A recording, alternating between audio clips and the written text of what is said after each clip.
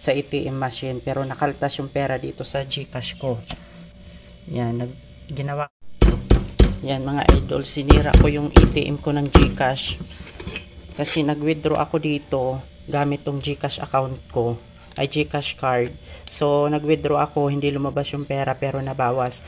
1 week na po siya ngayon, hindi pa rin nababalik yung pera ko. Ginawa ko na lahat, nag-email na ako sa GCash support, wala pa rin silang action about dito. So ito dapat gawin sa mga ATM ng GCash, walang silbi. Sayang lang yung pera ko, pang GCash ko pa naman yon. So nawala lahat yon. Hanggang ngayon 1 week na hindi pa rin sila hindi pa rin ako nabibigyan ng action. Yan, dapat sirain to kasi malas ng GCash card na to. Buisit. Ayan. Sinira ko yung ATM GCash ko mga idol. Susunugin ko pa to. Nabubuisit ako. Na-stress ako dito kasi nag-withdraw ako ng pera gamit tong ATM card nila. Hanggang ngayon, wala pa rin action. Walang lumabas na pera sa ATM card, sa ATM machine. Pero nakaltas yung pera dito sa GCash ko.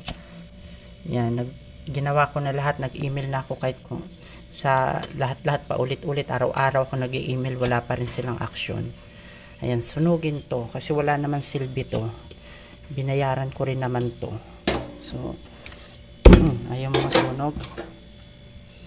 Yan, ATM card guys, mag-ingat kayo kapag mag-withdraw kayo kasi minsan hindi talaga lumalabas yung pera pero nakakaltas sa inyong ATM. Yan, mag-iingat kayo kapag mag-withdraw kayo gamit itong GCash account mga idol. Kung ako sa inyo, wag na kayo gumamit ng GCash card kasi baka magaya kayo sa na-experience ko.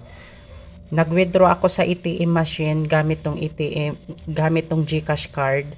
Wala pong lumabas na pera pero nakaltas sa aking GCash account yung pera na kinaltas na winidraw ko sana sa ATM. Hanggang ngayon po wala pa rin silang action about dito.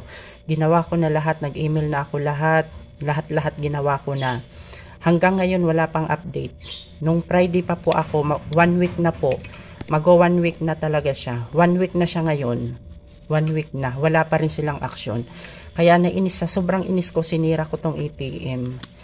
Ayan, kasi para hindi ko na rin ito magamit.